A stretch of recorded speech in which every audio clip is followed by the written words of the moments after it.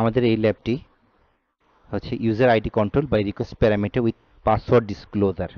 এটাও মূলত broken access authorisation ভালনারেবিলিটির একটি গুরুত্বপূর্ণ ল্যাব।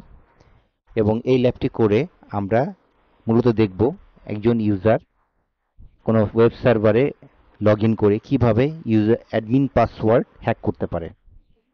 তো অনেক সময় যেটা হয় যে আমরা কোনো পাসওয়ার্ড ডিফল্ট পাসওয়ার্ড আমরা সেট করে রাখি, অথবা কোনো পাসওয়ার্ড আমরা মানে কিপ মি লগড ইন বলে আমরা পাসওয়ার্ডগুলো কি আমরা পাসওয়ার্ড ফিল্ডে রেখে দিই। তো এটা অত্যন্ত ভালনারেবল একটা জব, যে কারণে দেখা যায় যে আমাদের পাসওয়ার্ডটা পরবর্তীতে টেম্পারিং করে খুঁজে বের করা যায়। তো কাজগুলো কিভাবে করা হয় আমরা এখন লাইভে এগুলো দেখব। চলুন, প্রথমে আমরা অ্যাক্সেস ল্যাবে ক্লিক করছি। ক্লিক করার পরে আমাদের এই ওয়েব পেজটি আসলো। অ্যাজ ইউজুয়াল আমরা একটা অ্যাকাউন্ট তৈরি করব। আর যেহেতু এটি টেস্ট ওয়েবসাইট, এখানে অ্যাকাউন্ট তৈরি করার কোনো সুযোগ নেই, তাই আগের মতো আমাদের এখানে এই ল্যাবের দেওয়া ইউজার আইডি এবং পাসওয়ার্ড কপি করে আমরা লগ ইনটা করবো।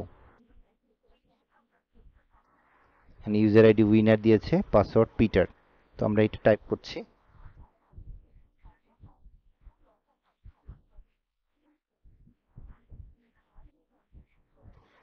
দিয়ে আমরা উইনার হিসেবে লগ ইন করছি।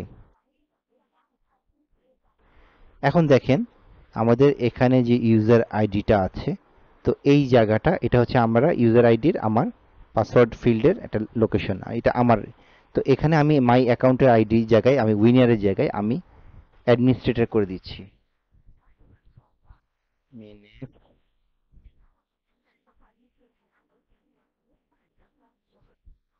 অ্যাডমিনিস্ট্রেটর দিয়ে আমি এটা লগ ইন করার চেষ্টা করছি। সো দেখেন তারা কিন্তু আমাকে ইউজার অ্যাডমিনিস্ট্রেটর হিসেবে কাউন্ট করছে। তো এখানে একটা পাসওয়ার্ড আছে, এই পাসওয়ার্ডটা আমাদের এখন খুঁজে বের করতে হবে। তো এই পাসওয়ার্ডটা আমরা খুঁজে বের করার জন্য আমরা কি করব, প্রথমে আমরা রাইট মাউস ক্লিক করব এবং ইন্সপেক্টে ক্লিক করব। তো দেখেন এখানে আমরা যখন রাইট মাউস ক্লিক করে ইন্সপেকশনে ক্লিক করছি, তো এখানে আমরা বিভিন্ন হেডারের জন্য আমরা যখন এই কার্সারটা চেঞ্জ করব, দেখেন এখানে আমরা ওয়েবসাইটটা এখানে আছে। সো আমরা যেটাখানে সিলেক্ট করব ওই জায়গাটা এখন চুজ করছে। প্রতিটা ট্যাব একটা আলাদা আলাদা লাইন নির্ধারিত করে। আমি যদি পাসওয়ার্ড ট্যাবে এখানে ক্লিক করি, তাহলে পাসওয়ার্ডটা এখানে কাজ করবে। সো এগুলো আমরা দেখে দেখে আমরা চুজ করব যে এখন আমরা যাচ্ছি আমাদের পাসওয়ার্ড ফিল্ডটা এখানে কোথায় আছে। তো আমরা দেখেন এখানে পাসওয়ার্ড পাসওয়ার্ড। সো এই যে আমাদের এই কোডটাই হচ্ছে পাসওয়ার্ড ফিল্ডটা নির্ধারিত করছে। একটি কথা বলে রাখা ভালো, আমরা ওয়েব পেজ যা দিয়ে করতে পারি, আপনি পাইথন দিয়ে করেন, রুবি দিয়ে করেন, যে কোনো প্রোগ্রামিং ল্যাঙ্গুয়েজ ইউজ করে আপনি কোডিং করেন না কেন, অবশেষে আপনি যখন ওয়েব পেজে এই তথ্যগুলোকে সাবমিট করবেন সেটা অবশ্যই এইচটিএমএল অথবা জাভাস্ক্রিপ্ট, কারণ ওয়েব পেজ কখনো এইচটিএমএল অথবা জাভাস্ক্রিপ্ট এই দুটোর বাইরে কোনো কিছু সে পড়তে পারে না। সো দেখেন এখানে পাসওয়ার্ড ভ্যালুটা আছে। সো প্লেন টেক্সটে ভ্যালুটা আছে, আমরা এই ভ্যালুটা কপি করে নিচ্ছি। সো এটাই হচ্ছে বেসিক্যালি আমাদের অ্যাডমিন পাসওয়ার্ড। তো এটা আমরা কপি করে নিচ্ছি, এরপর আমরা ক্লোজ করে দিলাম। এরপর আমরা লগ আউট করে আমরা